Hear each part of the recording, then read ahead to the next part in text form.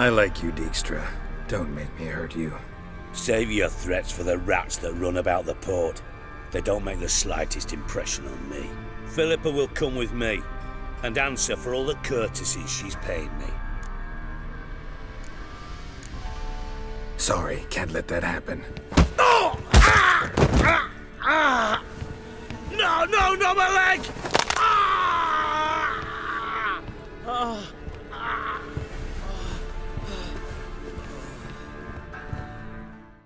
Before I get into today's video, I just wanted to say a big thank you to this commenter. You should see his comment on screen. He basically suggested this idea for a video, and I was going to make a video on someone else, but I decided I actually really like this idea. So, let's get into today's video. I decided to make today's video on Dijkstra, or, as he's known in the criminal underground, Sigi Reuven. So I want to basically talk about his background, his effect on the games, and stuff that happened to him in the books that a lot of you might not have read. And as always, if there's anything I've missed that you think's important, please comment it down below, as I'll probably pin it, as it will help everybody else. So, to begin with, Sigismund Dijkstra was the head of Redanian intelligence, or the Secret Service of Redania. So to first talk about his appearance, you can see that he is nearly 7 feet tall. He's also bald, and if you look at his stomach, it's actually described in the book as having, giving the person who looks at him the impression of a scrubbed pig.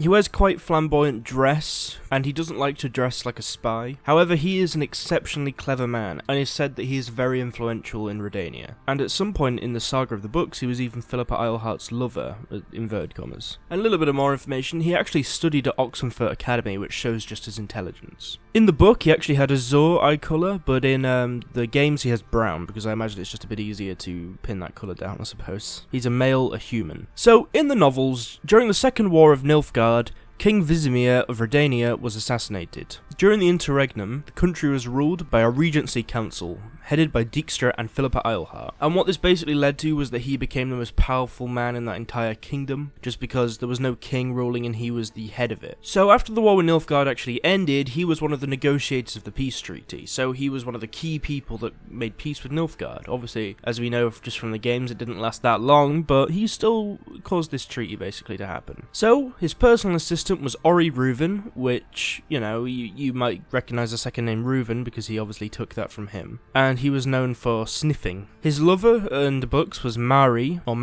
which was actually the wife of the Redanian Minister of Finance. So in the aftermath of the Treaty of Sintra, Dijkstra actually tells Philippa Eilhart that he is hot on the trail of the conspirators that killed King Vizimir, because he actually really liked him. He actually had a lot of respect for him, and you can see that just from dialogue in the game, and I suppose you could say just throughout the books. So he tells Philippa Eilhart, and then he actually gets an attempt on his own life, which then makes him feel like he hasn't confided in the right person and Philippa probably isn't trustworthy, so then he flees Redania. So, at the foot of Elskadeg Pass, he meets with Isengrim, Feletiana, and Boras Mun, both fugitives for their own reasons. The three of them form an unlikely travelling party, and head east towards Zeracania, or possibly Hackland, presumably leaving the territories of the Nilfgaard Empire and Northern Kingdoms for good. So, being intelligent, etc., he didn't want to give these people his actual name, so he introduces himself to them as Sigi Reuven. But then the thing is, how did he get from there? He's going to Zeracania, how did he end up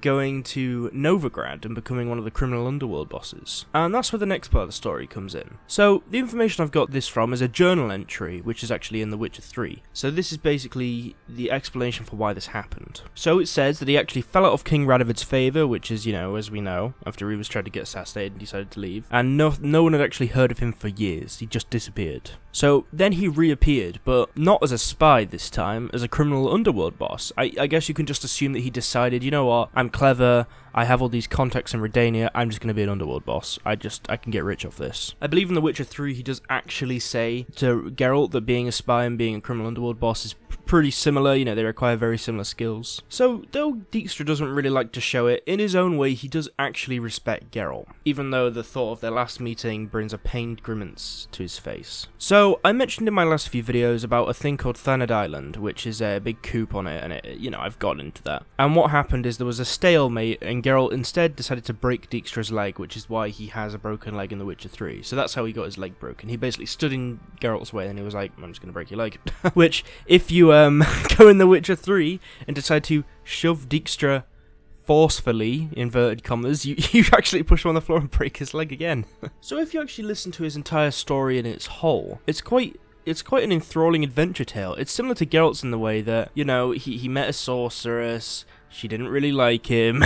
No, that's about where the similarities end. But no, he was a victim of Philippa Eilhart's intrigues. And he'd also been forced to flee Redania, you know, just as spies do in the real world. You know, not Redania, but you know what I mean. Like, they flee countries that they've angered, I suppose. So what happened is, for a certain time, he had refuge in far-off lands, you know, like Zerrikania, Hackland, etc. But ultimately, he decided to return to the free city of Novigrad. So then that actually brings us right up to the games. And I feel like everybody watching this video will probably have played the game, so there's no point in me explaining that in full. Basically, you know, I'm going to do it quite sort of bullet point, like a bullet point. You know, Geralt goes to Dijkstra, Dijkstra says, can you find my treasure? Geralt finds out about etc, etc, etc. Dijkstra helps with the mages, blah, blah, blah, blah, blah, blah, blah. You know the story, I don't need to go into it. But one interesting part I'd like to go in just at the very end is that you can decide whether or not you want Dijkstra to actually become the ruler of Redania, and he can become one of the rulers.